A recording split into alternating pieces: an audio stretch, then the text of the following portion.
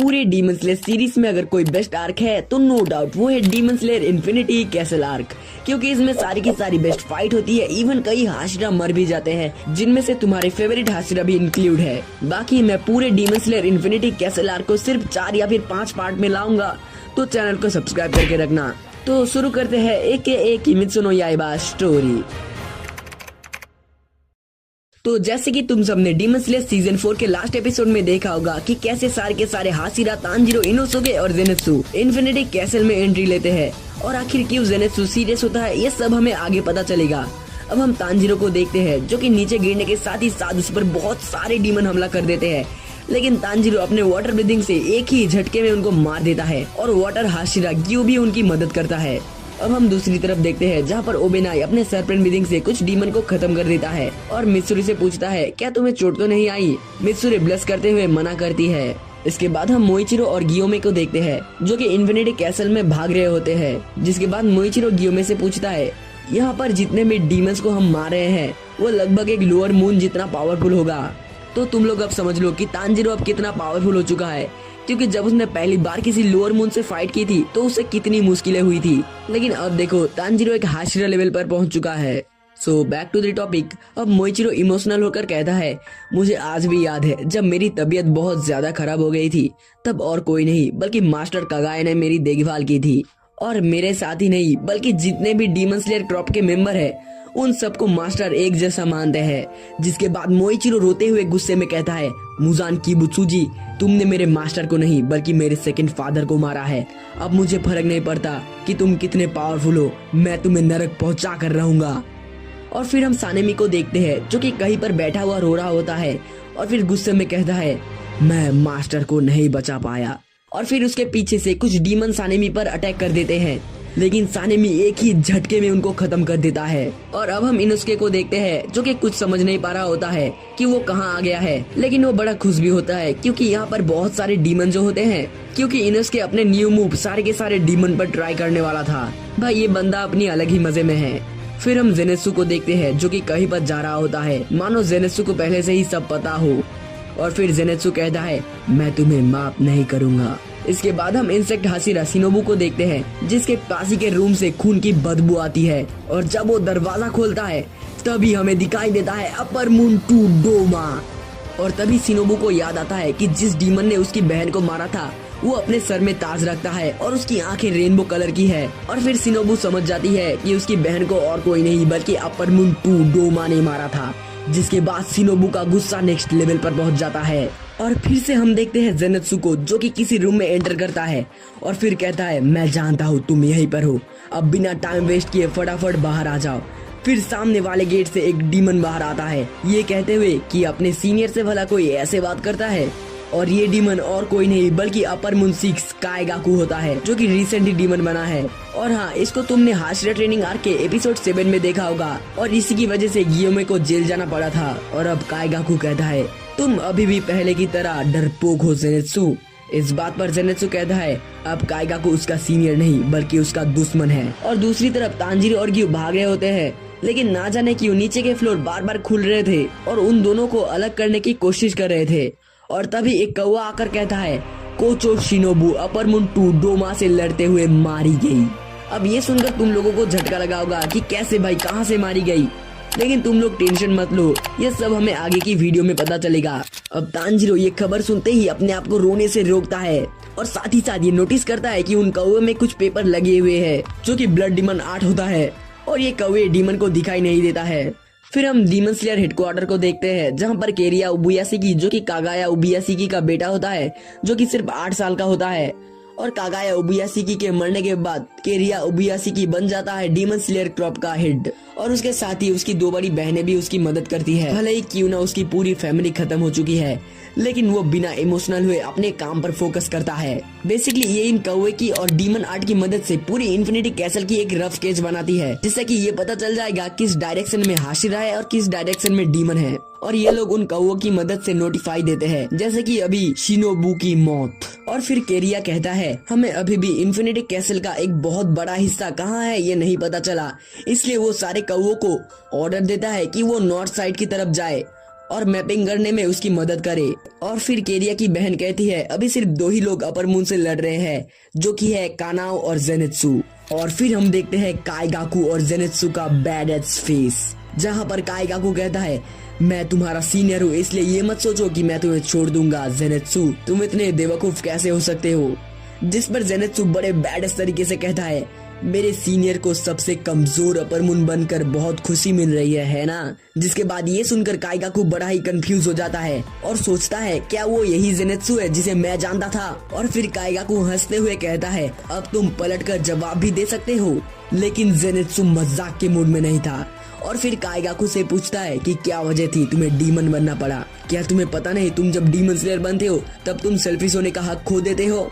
और फिर जेनित्सु चिल्लाते हुए कहता है अगर तुम डीमन नहीं बनते तो आज ग्रैंडपा कभी भी आत्महत्या नहीं करते। फिर जेनित्सु कहता है उनकी मौत कितनी दर्दनाक थी तुम्हें अंदाजा भी है? मैं तुम्हें बता दूं, फॉर्मर थंडर हासिरा ने सुसाइड किया था बिकॉज उनके ही एक स्टूडेंट थंडर ब्रेथ यूजर ने डीमन बनना स्वीकार किया था। बेसिकली जापानीज में एक टर्म होता है सेप्पुकु, जिसमें आप सुसाइड करते हैं पेट में छुरा घोंककर फॉर सम रीजन। और यही चीज उन्होंने भी किया था क्योंकि उनका ही एक स्टूडेंट डीमन बन चुका था। और फिर काइगाकू हंसने लगता है और जेनित्सु को कहता है ये मेरी प्रॉब्लम नहीं है क्योंकि मैंने उनको सुसाइड करने के लिए नहीं कहा था। और तुम क्या चाहते हो मैं ये बात सुनकर रोने लगूं? तो तुम गलत फहमी में जी रहे हो क्योंकि मुझे कोई फर्क नहीं पड़ता वो मरे या फिर जिए। और तो और उस बुढ़े ने अपना सक्सेसर भी नहीं चुना। इसका मतलब वो बुढ़ा इतना बेवकूफ था कि वो समझ ही नहीं पाया मैं बेटर हूँ या फिर तुम। और वो हमेशा मेरी और तुम्हारी कंपेयर करते थे जबकि तुम मेरे सामने कुछ भी नहीं हो। और इसीलिए काइगाकू कहता है बुढ़ा नॉर्मल डेथ डिजर्व भी नहीं करता था, अच्छा हुआ कि वो तड़पते हुए मरा। और ये बात सुनते ही जेनित्सु बहुत क्रीपी तरीके से कहता है तुम एक नंबर के डरपोक हो जिसने मरने की जगह डीमन बनना तक स्वीकार कर लिया। तुम्हारे जैसे स्टूडेंट पर हर मास्टर को शर्म आनी चाहिए। भले ही मुझे थंडर ब्रीदिंग के फर्स्ट फॉर्म के अलावा और कोई फॉर्म यूज करना ना आता हो, लेकिन तुम्हें तो थंडर ब्रीदिंग का बेसिक फॉर्म भी नहीं आता है। तभी काइगाकू कहता है तू मुझे अपने साथ कभी भी मत जोड़ना क्योंकि मैं तुमसे कई गुना ज्यादा ताकतवर हूँ। और तभी काइगाकू थंडर ब्रीदिंग का fourth form distant thunder use कर देता है। काइगाकू एक डीमन बन चुका है तो वो थंडर ब्रीदिंग के साथ साथ ब्लड डीमन आर्ट को भी यूज कर सकता है। और तो और इन दोनों को कंबाइन करके अपनी स्पीड और पावर कई हद तक इंक्रीज कर सकता है। और जब काइगाकू थंडर ब्रीदिंग का फोर्थ फॉर्म यूज करता है तभी पूरे रूम में ब्लैक कलर की लाइटिंग फैलने लगती है। लेकिन इतने पावरफुल अटैक के बाद भी जेनित्सु उसे डॉज कर लेता है। और इतना ही नहीं, इवन तो काइगाकू के गले को भी आधा काट देता है। और तभी काइगाकू की फट के हाथ में आ जाती है और काइगाकू समझ जाता है कि जेनित्सु अब एक हाशिरा लेवल पर पहुंच चुका है। और तब काइगाकू को अपने पास्ट की याद आती है जब वो अपने डीमन स्लेयर की ड्यूटी कर रहा था। और तभी उसके सामने the most powerful upper moon one Kokushibo सामने आ जाता है। और वो कोकोशिबो से रहम की भीख मांगता है और कहता है कुछ भी कर लो लेकिन मुझे छोड़ दो। क्योंकि काइगाकू के हिसाब से अगर कोई उससे ज्यादा पावरफुल हो तो उसके तलवे चाटने में कोई शर्म की बात नहीं। इसीलिए वो कोकोशिबो के सामने सरेंडर कर देता है। और फिर कोकोशिबो उसका थोड़ा ब्लड देता है और कहता है क्योंकि तुम एक ब्रेथ यूजर हो तो तुम बहुत ही ज्यादा पावरफुल डीमन बनोगे। और अगर मुजान ने उसे एक्सेप्ट कर लिया तो वो एक अपर मून भी बन सकता है। और फिर कोकोशिबो अपना थोड़ा ब्लड देते हुए कहता है अगर इसकी एक बूंद भी नीचे गिरी तो मैं तुम्हारा सर धड़ से अलग कर दूंगा। जिसे सुनते ही काइगाकू पूरी की पूरी ब्लड को चाट कर खा जाता है। अब काइगाकू जो कि जेनित्सु से थोड़ा डरने लगा था वो बहुत ही ज्यादा गुस्से में आ जाता है और जेनित्सु के ऊपर थंडर ब्रीदिंग का सेकंड फॉर्म लाइटनिंग बॉल का इस्तेमाल करता है। और फिर जेनित्सु उसके अटैक को देखकर समझ जाता है कि उसने कितनी मासूमों की जान ली होगी इस पावर को अचीव करने के लिए। और काइगाकू फिर से इस्तेमाल करता है thunder breathing fifth form heat lighting.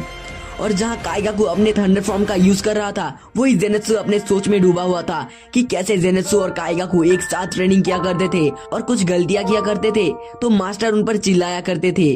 और कैसे काइगाकू सारे मुश्किल ट्रेनिंग को कितनी आसानी से कंप्लीट किया करता था। काइगाकू जो कि जेनित्सु पर अटैक के ऊपर अटैक करे जा रहा था और बोलता है कैसा लग रहा है एक अपर मून से मार खाते हुए। लेकिन जेनित्सु इस पर कुछ कहता नहीं है क्योंकि जेनित्सु अपने ख्यालों में खोया हुआ था। लेकिन तभी काइगाकू अपना सबसे powerful attack thunder breathing sixth form electric lighting shower और साथ ही साथ अपना ब्लड डीमन आर्ट को भी कंबाइन कर देता है। और जब ये अटैक जेनित्सु को लगता है तब उसकी बॉडी पूरी तरीके से कट से भर जाती है और वो नीचे गिरने लगता है। और फिर ऊपर से काइगाकू चिल्लाते हुए कहता है मेरी तुमसे कोई दुश्मनी नहीं थी लेकिन मैं तुम्हें पसंद नहीं करता था। बट जेनेत्सु के दिमाग में अभी भी फ्लैशबैक ही चल रहा था कि कैसे मास्टर जेनेत्सु को कहते थे कि कुछ सीखो काइगाकू से। और मैं तब सोचता था मैं कभी भी एक हाशिरा नहीं बन पाऊंगा, लेकिन काइगाकू एक हाशिरा जरूर बन जाएगा। वो जानता था काइगाकू उसे बिल्कुल पसंद नहीं करता था, लेकिन जेनेत्सु मन ही मन में उसके जैसा बनना चाहता था और उसकी बहुत ही ज्यादा रिस्पेक्ट करता था। और फिर जेनेत्सु अपने मास्टर को कहता है सॉरी, अब हम दोनों के रास्ते अलग हो रहे हैं। फिर जेनेत्सु अपने आप को संभालता है और एक दीवार पर पैर रखता है। काइगाकू ये देखकर कुछ समझ नहीं पा रहा होता है। काइगाकू कुछ समझ पाता उससे पहले ही जेनेत्सु अपने थंडर ब्रीथिंग का 7th form God of lightning use कर देता है और फिर काइगाकू का सर धड़ से अलग हो जाता है। ये देखकर काइगाकू कहता था ये फॉर्म मास्टर ने सिर्फ तुम्हें सिखाई थी क्योंकि मास्टर मुझसे जलते थे। लेकिन तभी जेनेत्सु कहता है थंडर ब्रीथिंग का 7th फॉर्म उसने खुद इन्वेंट किया है और जेनेत्सु हमेशा से ही चाहता था ये फॉर्म वो काइगाकू के साथ इस्तेमाल करे, ना कि उसके खिलाफ। और फिर दोनों ही नीचे गिरने लगते हैं, जहाँ पर जेनेत्सु बेहोश होने लगता है। वहीं दूसरी तरफ काइगाकू को यकीन ही नहीं होता है कि कोई इतना कमजोर भी उसे मार सकता है, एक अपर मून को। लेकिन तभी वो खुश भी हो जाता है क्योंकि जेनेत्सु भी उसके साथ ही नीचे गिर रहा है। लेकिन एंड मूवमेंट पर एंट्री होती है योशिरो की और वो आते ही कहता है काइगाकू को कि तुम बिना दोस्तों के हमेशा अकेले ही मरोगे। और काइगाकू के आखिरी समय पर ये सुनते ही वो पूरे शौक में चला जाता है। और फिर योशिरो जेनेत्सु को बचा लेता है, लेकिन फिर भी जेनेत्सु बेहोश होता है और जेनेत्सु की आंखें खुलती है एक हरे भरे गार्डन में, जहाँ पर रेड स्पाइडर लिली फैली हुई थी और एक रिवर के आगे उसके मास्टर खड़े हुए थे। और फिर जेनेत्सु कहता है जब काइगाकू डीमन बन रहा था तब उसे मेरी सबसे ज्यादा जरूरत थी, लेकिन मैं उसके साथ नहीं था।